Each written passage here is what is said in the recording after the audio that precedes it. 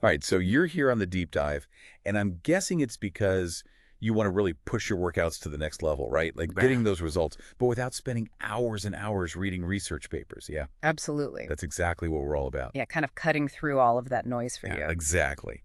Today, we're going to dive deep into the world of advanced resistance training techniques, specifically how they can help you build more muscle. Yeah. We've got this awesome systematic review of the research, looking at studies all the way from 1996 up to 2019, pulling from, really reputable sources like Medline and Sport Discus databases, the good stuff. It's comprehensive. So what are we going to do with all this information? Well, our mission is to give you guys, the listeners, those actionable insights. So we'll explain, when and why these advanced techniques might be the right choice for you, especially if you're like stuck at a plateau, can't seem to break through, or even if you just want to spice up your workouts, inject some new intensity. So let's get started, shall we? Sounds good. So before we jump into the super advanced stuff, right, got to make sure we're all on the same page. Okay. Got to revisit those fundamental principles of muscle growth. Yeah. And the big two that we always hear about, mechanical tension, right? That's the force your muscles have to produce when you lift, Yeah. and then metabolic stress. That's that burning sensation you get from, the exercise, the byproducts that build up. Right. So when you do your typical muscle building workout, 3 to 6 sets, 6 to 12 reps, you're hitting that sweet spot, about 60 to 80% of your 1 rep max, keeping those rests fairly short. That's what's really hitting both of those drivers. And then, of course, we know volume is king. Yes. 12 to 28 sets per muscle group per week. That's the magic range. Right. So this is all great for beginners. But then, what happens is you become more experienced, the body gets used to it, those gains start to slow down. Absolutely. That's where these advanced techniques come in. You need to, shake things up a bit, right? Yeah. And find new ways to challenge the muscles. So first up, we've got tempo eccentric training. Now, I'm sure a lot of you have seen this notation. It's like a sequence of numbers, 2010. Yep. What do those numbers actually mean? So those numbers are telling you the duration in seconds of each phase of the repetition. So the first number is the eccentric phase or the muscle lengthening phase. The second is the pause at the bottom of that movement. Yeah. Then the third number is the concentric or the shortening phase. And the final number is the pause at the top. So in that example, 2010, you would be taking 2 seconds to lower the weight, no pause at the bottom, 1 second to lift it back up, and then no pause at the top before you start that next rep. Okay, so now the big question is, what's the best tempo? Because you hear a lot of debate about this, right? Like faster tempos, you can get more reps in, but slower tempos, maybe you get more time under tension, which is supposed to be good for growth. Right, and there's a meta-analysis that found similar muscle growth across a pretty big range, actually, from 0.5 seconds all the way up to 8 seconds for the rep duration. So that tells us you might not need to, really slow down those reps to get optimal growth. However, that study wasn't specifically controlling for, just the eccentric and concentric phases. They just looked at overall rep duration. But there was another study that did focus on soccer players, and they compared a fast eccentric, so 2 seconds during the back squat, versus a slower eccentric, 4 seconds, and they saw similar muscle growth in both groups. Interesting. Okay, so for the average person out there listening, right, do I need to be like counting to 5 on the way down for every single exercise? Not necessarily. Time under tension can play a role, but it's not the only factor, right? And given that your muscles can handle more force eccentrically, they're generally more resistant to fatigue during that phase. So I think a fast but controlled eccentric action, somewhere around 2 seconds, is probably a good sweet spot. Allows you to, be efficient with your time, but still get those gains. Okay, so tempo eccentric training, that's one technique. Next up, let's crank up the intensity a bit with accentuated eccentric loading, or AEL. This one sounds a bit more, I don't know, like hardcore. Yeah. What's involved in AEL? So AEL, it capitalizes on the fact that your muscles are just inherently stronger eccentrically, often by a considerable margin, sometimes 20 to 60% stronger. And so the idea is to really overload that muscle during that lowering portion of the lift. And this often involves specialized equipment like weight releasers, so you can attach extra weight for the eccentric phase that's then removed before the concentric phase. And obviously you need really good spotters for this. Yeah, for sure. Sounds a bit intense. Yeah. So in terms of muscle growth, how does this compare to just lifting heavy weights, the traditional way? Well, there's a lot of research linking AEL to, both increased muscle damage and, really high levels of mechanical tension. Yeah. And those are key drivers of hypertrophy. In fact, some studies have even shown that eccentric-only training can lead to greater gains compared to concentric-only training. It's quite fascinating. Oh, wow. And, when you match the training volume, AEL has been shown to produce very similar muscle growth to traditional high-load training. It's interesting, though, there might be differences in the, structural adaptations within the muscle fibers. Mhm. So, eccentric training could potentially lead to more sarcomeres in series, which could affect things like muscle length. That's fascinating. So is AEL something that everyone needs to be doing? Like, do I need to go out and buy some weight releasers? What are the practical downsides? Yeah, I mean, the practical limitations are pretty significant. As I said, you need specialized equipment or you need very skilled and very attentive spotters, which isn't really feasible for everyone.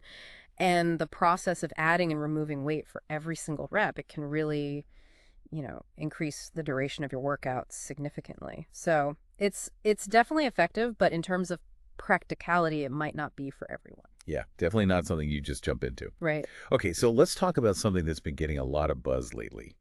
That's blood flow restriction training, Yeah. or BFR. Mhm. Now, I've seen these straps. They're used in BFR. Mm. What's the science behind it? Like, why are we restricting blood flow? So the idea is to partially restrict the arterial inflow, right? So the Yeah. blood coming into the limb and really restrict the venous outflow, the blood leaving the limb. Mhm. And this creates like a rapid buildup of metabolic byproducts in those working muscles, Okay. even when you're lifting really light weights, like 20 to 30% of your one rep max. And this allows you to get that really high level of metabolic stress without needing to go super heavy. So basically, we're like tricking our muscles into thinking they're working harder than they actually are. Kind of, yeah. And, the research has shown that low-load BFR training can actually lead to muscle growth that's comparable to high-load training without BFR. Now, it doesn't always outperform it, but it's definitely in the same ballpark. That's incredible. Yeah. And what's even more surprising is you might not even need to train to failure with BFR, and it seems to be effective for a range of training levels. Wow, that's pretty amazing. So if someone wants to give BFR a try, what's like a typical protocol? Like how many reps, how much weight, and all that? Yeah, so the most common protocol that you see in the research is 30 reps for the first set, followed by 3 sets of 15 reps, with very short rests between those sets, like 30 seconds. And the weight is, as we said, pretty light, 20 to 40% of your one rep max. And the cuff pressure should be enough to restrict about 40 to 80% of that arterial flow. But it's really important to note that the benefits of BFR are primarily seen in the limb muscles. And also, before anybody runs off and tries this, make sure you consult with, a healthcare professional or a certified BFR practitioner. Yeah, safety first. Absolutely. Okay, let's shift gears a bit. Talk about cluster sets. This is one that I always found kind of, I don't know, counterintuitive. Because you're taking these short breaks within a set, Right. but somehow that's actually good for muscle growth. Yeah, so it's different from, traditional sets where you just do all the reps back to back. Cluster sets, you incorporate these short rest intervals, anywhere from 20 to 60 seconds within a larger set. Right. So you might do like a few reps, take a quick break, do a few more, another quick break until you hit your total rep target. Okay. Now, research initially focused on the effects on, force and power, but more recently they've been looking at hypertrophy. And it seems that those short breaks, they allow you to do more total volume at a given weight than traditional sets. Oh, interesting. Yeah, you might not get the same level of metabolic stress because you're taking those little breaks. Right. But the fact that you can lift heavier means you're probably getting more mechanical stress overall. And it's a pretty time-efficient way to do high volume, high intensity training. That makes sense. So next up, let's talk about combining exercises. We've got supersets and pre-exhaustion. There are a few different ways to implement these. Yeah, there are. So a superset, it's basically doing 2 different exercises back to back with minimal rest or even no rest in between. Okay. Now, these can be targeting the same muscle group, so agonist supersets, Hmm. or opposing muscle groups, antagonist supersets.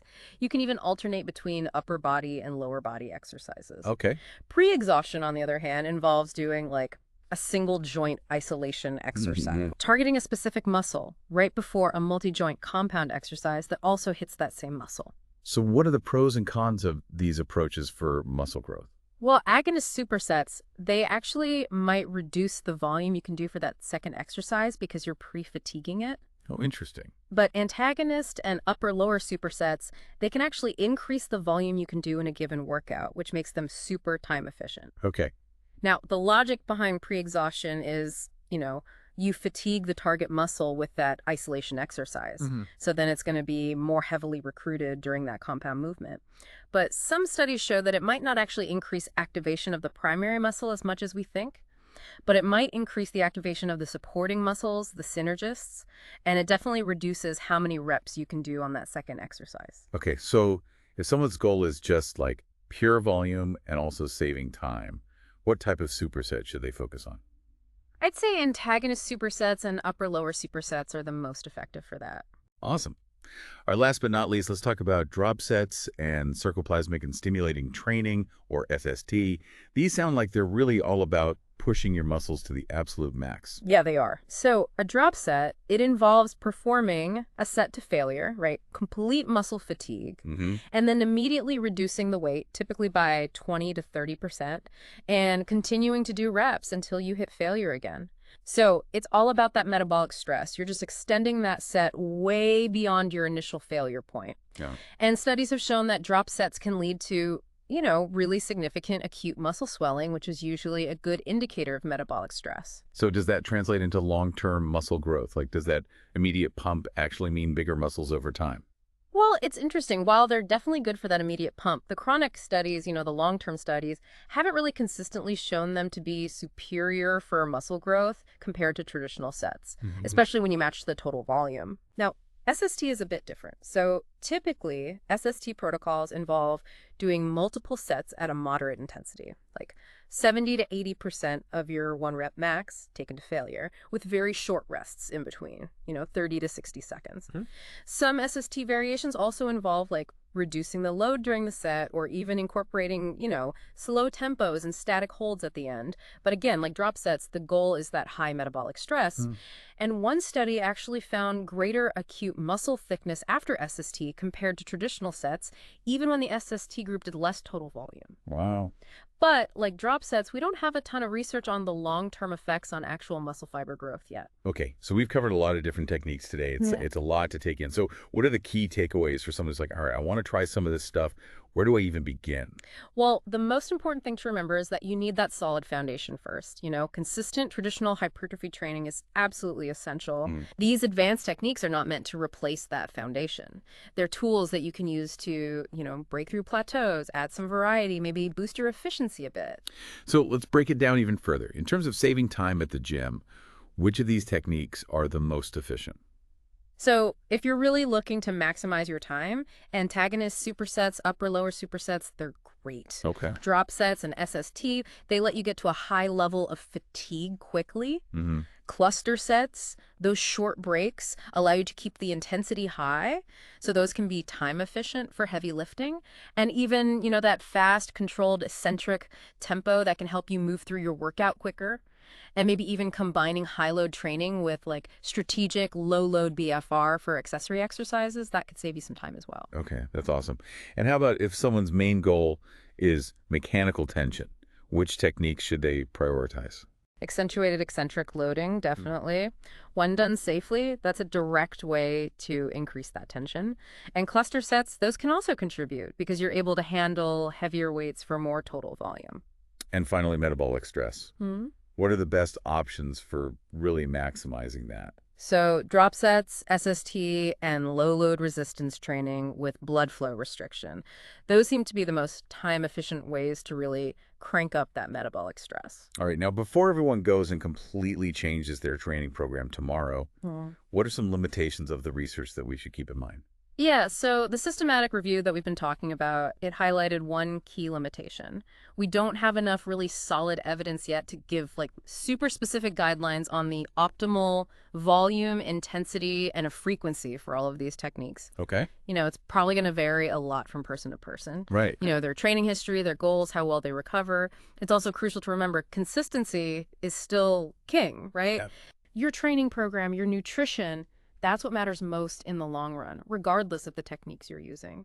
And one final thing, When you first start lifting weights, a lot of the initial adaptations, it's things like cell swelling, neural adaptations, your nervous system getting better at activating the muscles, the actual muscle fiber growth, that usually takes a few weeks or months of consistent training to really kick in. So the takeaway here is these advanced techniques are really cool.